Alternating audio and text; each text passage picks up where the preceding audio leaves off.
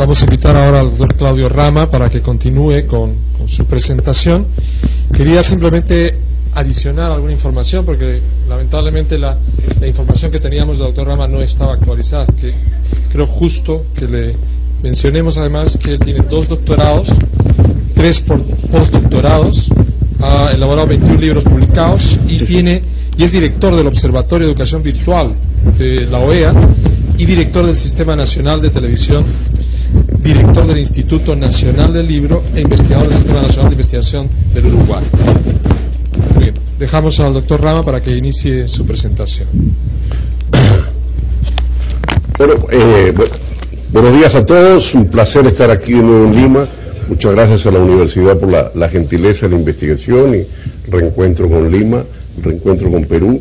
Yo soy además un coleccionista de máscaras y justo en la universidad estamos haciendo... buenos días también, querido amigo Javier, un placer haber trabajado en tu tiempo de ministro. Un gran placer tengo máscaras, y entonces justo esta semana en la universidad estamos haciendo una exposición de máscaras peruanas, o sea que volver aquí y poder encontrarme también con los amigos. Quiero hacer una referencia, una reflexión sobre todo el área de la internacionalización que me pidieron que conversara, pero un poco cuáles son las diversas características o las tipologías más complejas de los procesos de internacionalización en curso, cómo estamos en América Latina en algunas de ellas, y de alguna forma cómo ello es hoy el centro de la política universitaria. Hasta ahora la internacionalización era casi una sofisticación en modelos de élite, la presencia de la complejidad del tema internacional era visto muy marginal a la dirección central de las instituciones universitarias, y hoy cada vez la misión, la visión, la complejidad del tema internacional se nos vuelve mucho más fundamental en esta materia. Yo pondría lo primero es que nosotros estamos en el proceso de la construcción de un sistema educativo mundial. De alguna forma, hoy los modelos de trabajo y de análisis sobre lo que es la globalización, lo que es la construcción de una economía mundo, la construcción de una dinámica social cada vez más global, nos van marcando que al mismo tiempo estamos en la construcción de un sistema mundial. Eso no significa un sistema mundial homogéneo, eso no significa un sistema mundial exacto en cual sea un pensamiento único, sino una tendencia, una sintonía, algunos llaman inclusive una sinfonía, que va construyendo un conjunto de características de los sistemas, de alguna forma, cada vez más internacionalizados. Todas las áreas y sectores productivos están en proceso de internacionalización. De alguna forma, es claro que la industria bancaria o la industria financiera es altamente internacional en su dinámica, en su formulación, en las tasas de interés, en los recursos y los mecanismos. La internacionalización del proceso educativo es una internacionalización de baja intensidad.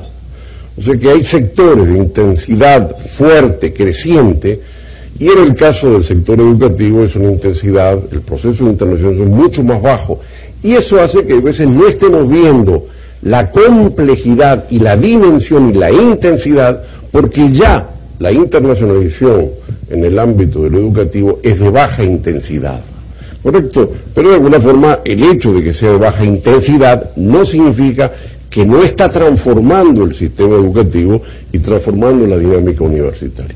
En este escenario podremos reflexionar que lo que llamamos procesos de internacionalización en las instituciones, en la movilidad estudiantil, en el currículo, en un conjunto de variables a analizar, son las formas específicas en las cuales se están hilvanando la construcción de esta dinámica de la globalización educativa. De alguna forma, son los conectores, los mecanismos, ¿correcto? La forma en la cual se articula esta dinámica de convergencia y también de divergencia.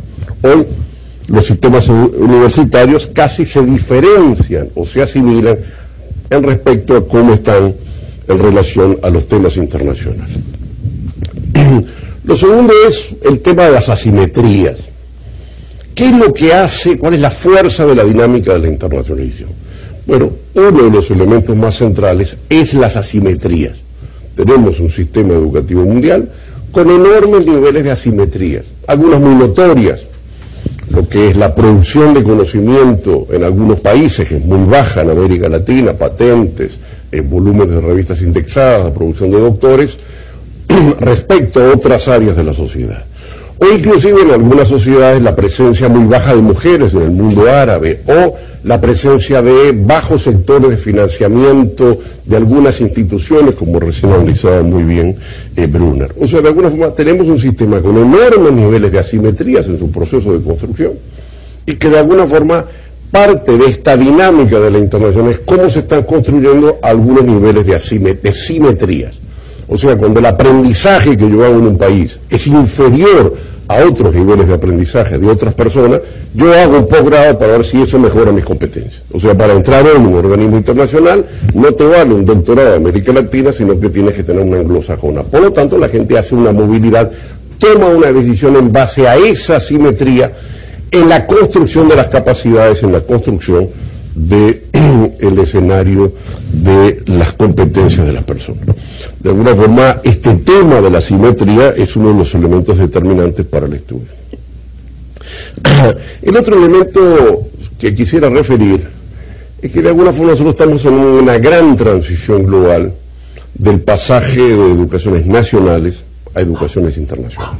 De alguna forma, la gran película que vemos en el interior del sistema universitario es pasar de una educación de estudiantes nacionales, profesores nacionales, modalidades nacionales, currículos nacionales, estructuras nacionales, pertinencias nacionales, etcétera, etcétera, etcétera, que es lo dominante que ha sido en el pasado, a un escenario que en distinta proporción las instituciones se están internacionalizando. De alguna forma estamos también pasando de una lógica que en el derecho podría decirse del pasaje de una educación como un derecho de primera y segunda generación, donde el rol del Estado es fundamental, a una educación de tercera generación. ¿Qué significa? Que para poder tú cumplir el derecho de primera generación, el acceso a la educación, el escenario internacional es fundamental. Sin Internet ustedes no tienen la formación de competencias que quisieran. Sin la posibilidad de la movilidad no tienen la capacidad de poder construir su propio derecho, que es como el derecho de primera generación, y el segundo, que sería el rol del Estado determinando, en este caso es el rol del Estado permitiendo que usted pueda cumplir en el ámbito internacional la realización de su derecho al acceso a la educación. O sea, de alguna forma lo que estamos en un escenario es que el derecho internacional, el acceso a la globalización, al acceso a la información, a la movilidad, que son varios de los elementos determinantes de los aspectos internacionales, se vuelven fundamentales para realizar tu derecho. Por lo tanto, la discusión de un marco normativo sobre la educación superior, hoy los temas internacionales son fundamentales. Tú no logras cumplir tu derecho al acceso a la educación, no logras construir el mejor sistema universitario que tenga la posibilidad del país en curso, si no es tomando en referencia las variables internacionales cada vez más significativas. De alguna forma, esto implica también escenarios de política universitaria, de armonización de normas, de acceso a la información, de estandarización del proceso. O sea, nosotros tenemos un mundo que está construyendo un formato de 4 años de grado, 2 de maestría, 2 de doctorado, un 422, un sistema de créditos internacionales, los CTS, etcétera, etcétera, y de alguna forma esa es una construcción mundial de estándares que se está realizando. Y de alguna forma, hoy es, por ejemplo, una injusticia, un estudiante estudia 5 años para una carrera en un país y en el otro estudia 4.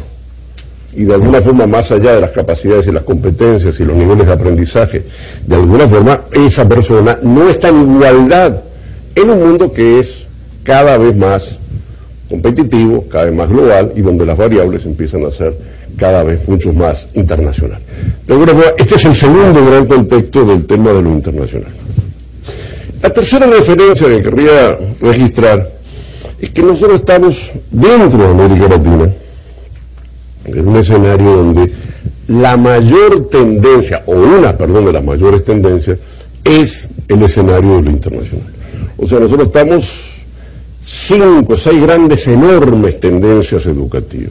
La tendencia a la masificación, los sistemas están masificándose crecientemente en primaria, secundaria, posgrado, o sea, hay un escenario fuerte. Tenemos un escenario de diferenciación de los sistemas universitarios, en el cual se diferencian carreras, campos disciplinarios, formas y modalidades pedagógicas, características de los sistemas, o sea, la tipología que ha hecho más grande. Tenemos un escenario de regulaciones. De alguna forma, esta discusión que tienen ustedes es parte de una tendencia global a que hay que regular sistemas, hay que regular la forma de la competencia, los sistemas masivos requieren regulación. Tenemos claro que es un escenario cada vez más mercantil, correcto, en términos de la construcción de las capacidades y el financiamiento de ellos. Tenemos un escenario internacional vinculado a la virtualización, o sea, lo que es las nuevas tecnologías, el aprendizaje. No podemos y no estamos en un camino de tiza, lengua y pizarrón, sino un camino de tecnología. Y al mismo tiempo estamos en un camino de internacionalización. Cada una de estas se retroalimenta. O sea, cuanto más aumentamos la masificación se relaciona a la internacionalización. Cuanto más podamos internacionalizar los sistemas, más podemos acceder a la masificación de la cobertura. Cuanto más logramos sistemas internacionales, al mismo tiempo estamos aumentando el nivel de diferenciación y diversidad de los sistemas. Cuanto más aumentamos la internacionalización, también se aumenta la virtualización. Son dinámicas que se retroalimentan. Pero de alguna forma nuestro tema es analizar específicamente los aspectos de esta internacionalización confusa, compleja, en curso, de baja intensidad, que de alguna forma todavía no tiene un conjunto de indicadores significativos, que carece de información en muchos ámbitos, pero que de alguna forma se está volviendo en la misión y en los modelos de gestión determinante en nuestras universidades. Tradicionalmente, en los últimos años se ha analizado a partir de la OMC, que es la primera que reflexionó para tratar de hacer una tipología, una característica de la internacionalización, 4 grandes áreas que referían a la movilidad estudiantil, la movilidad docente, la movilidad de instituciones, o sea, el traslado de instituciones y, obviamente, también lo que es la educación transfronteriza, o sea, la prestación del servicio educativo desde un país hacia otro país, y eso hoy solo se puede hacer a través de la educación a distancia o la educación virtual. Este es el escenario más tradicional, en el cual visualizábamos que movilidad estudiantil, me quedan 10 nada más ya. Vamos a ir apurando, amigo, porque... Bueno, en todo caso, nosotros vamos a analizar muy rápidamente alguna de estas, a ver si podemos reflexionar. Hoy estamos teniendo cada vez más nuevos sectores. O sea, la investigación es un escenario internacional. No hay investigación nacional, la investigación es internacional por definición. Tenemos cada vez sectores de apoyo de bienes y servicios. Las industrias culturales se internacionalizaron completamente a fines de los 60 y los 70 y hoy todo el desarrollo de recursos de aprendizaje cada vez es mucho más complejo. El aseguramiento de la calidad también se ha internacionalizado en lo que son las acreditaciones internacionales que analizaremos. El currículum, de alguna forma, cada vez más tiene una estructura, una forma en contenidos internacionales. Y finalmente también el egreso. América Latina tiene un crecimiento de la tasa de desempleo profesional. Cada vez por año está aumentando casi un 2% el desempleo y tenemos una migración creciente de profesionales latinoamericanos. Analizaremos entonces muy rápidamente algunas de ellas. Nosotros en materia de internacionalización estudiantil, la región tiene uno de los porcentajes más bajos. O sea, en un mundo que hoy ya tiene 3.6 millones de estudiantes, que ha crecido 78% en los últimos 10 años, según los indicadores de la UNESCO, es claro que tenemos comparativamente menos niveles de internacionalización de estudiantes, tanto de egreso de estudiantes como de ingreso de estudiantes. De alguna forma, nuestro sistema, bien sea por la estructura de costos, por recursos, o porque los niveles de que tenemos de formación son muy bajos, no hace que sean factores de atracción para estudiantes procedentes de nuestro país. Los estudiantes que más vienen a América Latina son a los países en los cuales el acceso a la educación pública es gratis y donde no hay examen, como en el caso de Argentina o Uruguay, y por lo tanto tenemos un movimiento estudiantil migratorio básicamente de escenarios muy restrictivos. El segundo elemento de esta causa de la baja nivel de internacionalización estudiantil es baja diversidad de oferta. O sea, de alguna forma tenemos mejores aprendizajes en lo que implica el nivel de internacionalización. Cada vez la movilidad estudiantil es un requisito para el escenario de acceso a determinados trabajos globales. Nosotros en materia de movilidad estudiantil y docente tenemos un paradigma que es equivocado. Quiero decir, Mientras que en Australia y en Holanda, por ejemplo, la valoración de un docente es no cuántos años estuvo en la institución trabajando, sino en cuántos países y en cuántos sistemas universitarios trabajó. De alguna forma, el tema es que el aprendizaje, la capacidad de adquirir determinadas competencias se haga en un contexto de movilidad y análisis comparativo. O sea, Europa está puesto en un sistema del 2020 para que el 20% de sus estudiantes realicen el 20% de su proceso de formación, de su aprendizaje de grado universitario en otro país. O sea, el 20-20-20. De alguna forma es porque no es posible adquirir determinadas competencias o determinados desarrollos de capacidades sin la movilidad en esa materia. Perdóneme. Lo segundo que sí tenemos en necesario es el tema de la internacionalización productiva, o sea que es el traslado de instituciones de América Latina hacia afuera, hacia adentro. Nosotros no tenemos instituciones de América Latina que se estén trasladando fuera. Sí tenemos, a diferencia, instituciones extranjeras que se estén trasladando a América Latina. Hoy el 4% de la matrícula global de la región es de instituciones internacionales. Estas instituciones internacionales son for profit y están también marcando un cambio en las reglas de funcionamiento de los sistemas universitarios. La influencia dominante de Estados Unidos, el ingreso, como ustedes lo han visto muy fuertemente aquí en Perú, es por la vía de compra, pero de alguna forma estamos teniendo un escenario que en esta internacionalización en curso, la presencia de universidades extranjeras es creciente. O sea, de alguna forma tenemos ya casi 56 instituciones en 15 países. Esto implica 5% de la matrícula, que ellas mismas a su vez tienen programas mucho más internacionales en términos de currículum, en términos de las estructuras. Podríamos decir que en materia de internacionalización, la integración de instituciones es significativa para América Latina. Esto nos muestra que también esta internacionalización está marcada sobre todo en aquellos países en los cuales hay una dinámica for profit, o sea que el marco legal permite el escenario de sociedades anónimas en la gestión de instituciones. De alguna forma no es determinante los tratados de libre comercio. Brasil no tiene tratado de libre comercio, pero sí efectivamente tiene un sistema for profit y hoy una parte importante de la matrícula. El proceso de internacionalización en el área específicamente de instituciones está dando un mayor nivel de concentración de instituciones, una presencia creciente en los mercados de estas instituciones for profit, que de alguna forma cada vez tienen mayor un peso de matrícula.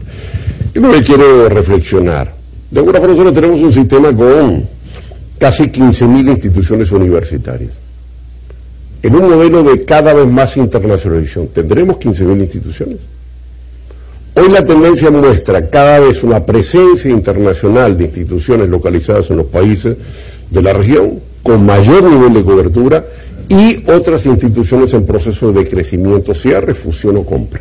De alguna forma estamos en una concentración. A medida que las fronteras se están abriendo, en esa misma medida participan nuevos actores oferentes, y al mismo tiempo esos actores tienen un escenario de peso cada vez más fuerte. Estos son los 9 grupos que de alguna forma están mostrando un peso cada vez más importante en la matrícula de esa materia.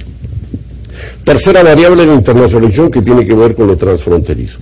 Nosotros tenemos un funcionamiento muy restrictivo para instituciones virtuales internacionales instalarse en la región. O sea que prácticamente, salvo los casos de la UOC de España o la UNED de España, casi no tenemos instituciones internacionales virtuales instaladas. Hay todo un tema de homologación, de reconocimiento de la certificación. Sí está pasando una cosa por primera vez bastante interesante, que es América Latina está teniendo instituciones de educación a distancia de la región que están localizando sus sedes fuera y están, a través de las corrientes migratorias de estudiantes peruanos, ecuatorianos, brasileros, de alguna forma internacionalizándose. Esto es una dinámica que está mostrando la oferta al extranjero, pero fundamentalmente de los estudiantes nacionales. El otro sector que efectivamente tiene una internacionalización muy fuerte y marcada es todo lo que tiene que ver con el sector de bienes y servicios de apoyo. O sea, cada vez tenemos recursos de aprendizaje internacionalizado. Hoy Pearson, McGraw-Hill, Thomson empiezan a hacer las bases de muchos de los desarrollos de los recursos de aprendizaje de las instituciones. Empieza a haber un sistema en el cual estas instituciones ofrecen prácticamente casi la gestión de la institución en términos de inscripción, recursos, cobro, venta de recursos de aprendizaje, formulación de los currículos.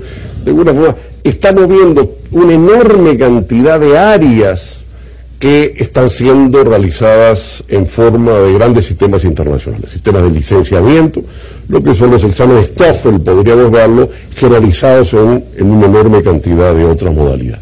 Esta internacionalización de los sectores de bienes y servicios es parte de una internacionalización tradicional de las industrias culturales, pero hoy ya como industrias educativas.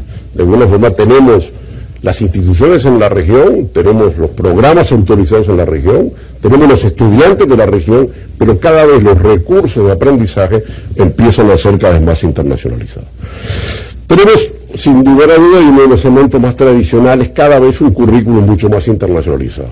Asignaturas comparativas de estudios internacionales, idiomas, de alguna forma cada vez los estándares de créditos, de las formas de ciclo, se están internacionalizando y inclusive cada vez más las pertinencias son internacionales. Una discusión entre lo local y lo local, y de alguna forma esto es también un escenario de la creciente migración internacional.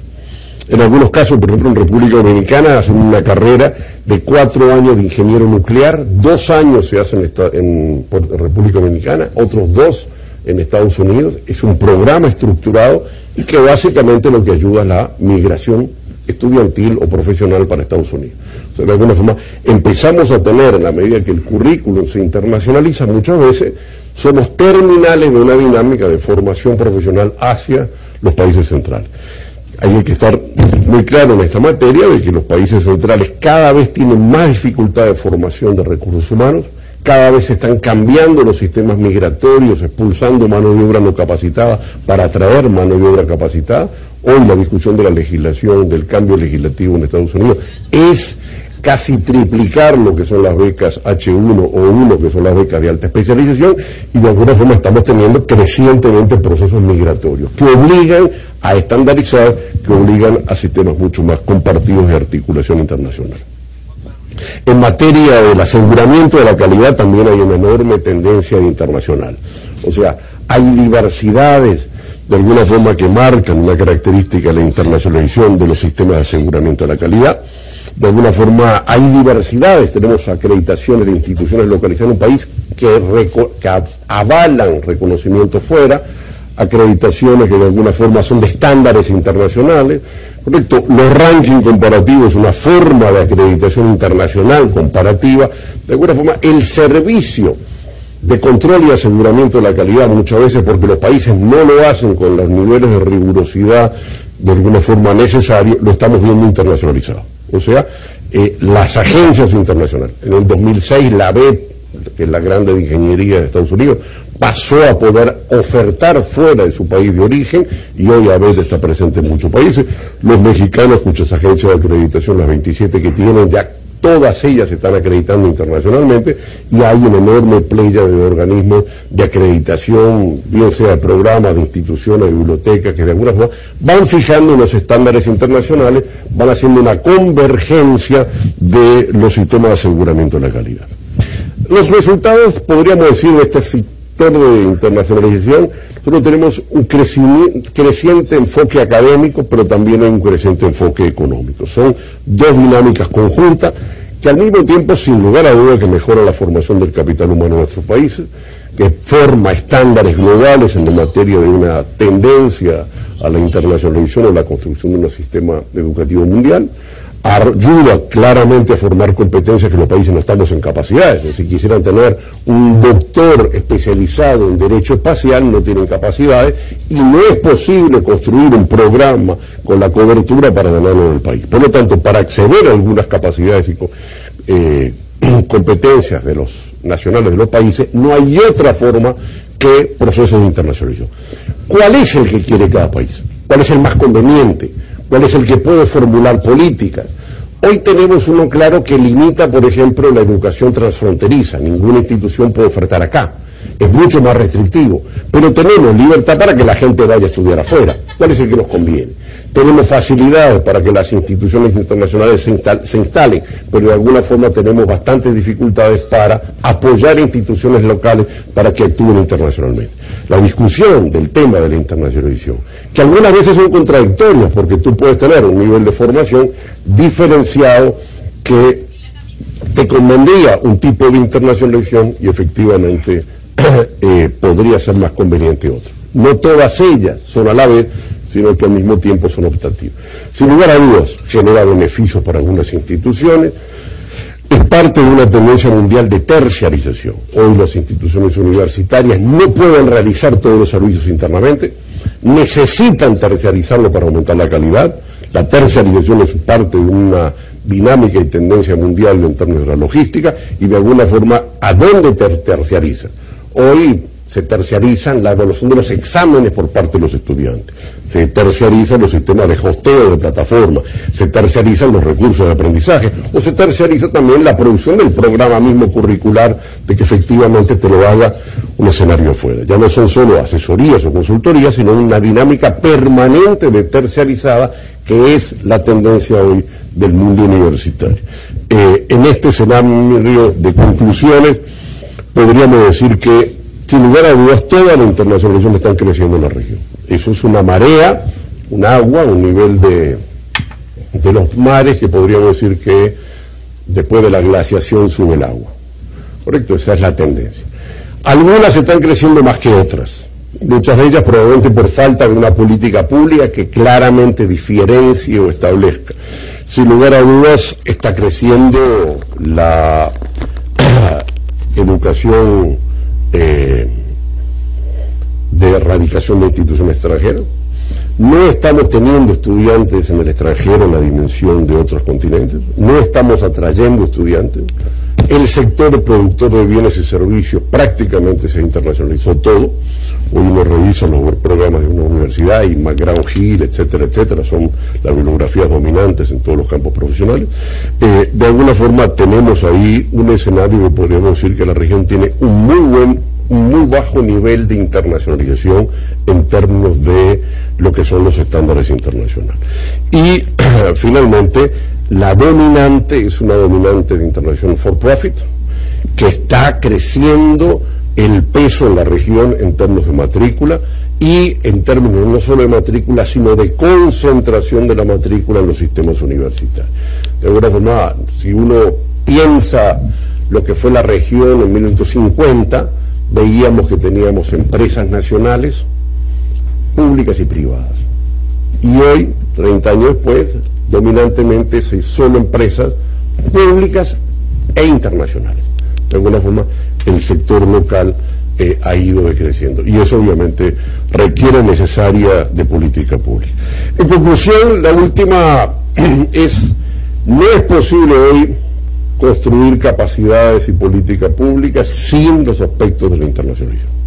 O sea, cuando uno verifica la presencia de universidades con políticas internacionales, son más convenios, miles de convenios que se firman, carencia de estructuras y capacidades o de vicerrectorados en materia de internacionalización, muy bajas competencias y manejo de gestión profesional de esta herramienta, casi un área decorativa en la gestión de las universidades y no parte de una política pública, mucha dependencia de los esquemas alfa, que son los únicos que de alguna forma han alimentado parte de los procesos de internacionalización, carencia de un área regional de América Latina, tenemos mucha más internacionalización hacia afuera, hacia los países centrales que hacia adentro, ¿correcto? Y no se han construido de alguna forma ni instituciones ni procesos continuos de alguna forma de alimentar un mayor nivel de movilidad.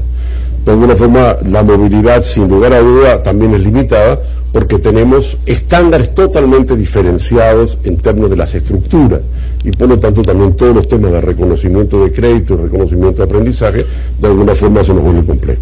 De alguna forma en la materia de internacionalización podríamos decir que la región tiene más debilidades en términos del desarrollo de nuestros sistemas universitarios, de la construcción de capacidades que en otras regiones del mundo y que de alguna forma una de las explicaciones también de nuestras debilidades académicas en términos de los programas, las evaluaciones, los resultados de los aprendizajes, también está dado por el bajo nivel de atención a la internacionalización, que tiene, como todo elemento en la vida, sus aspectos malos, críticos, buenos, problemáticos, pero que todos impactan hacia nuestras instituciones educativas y que requiere hacer política en la materia. Muchas gracias.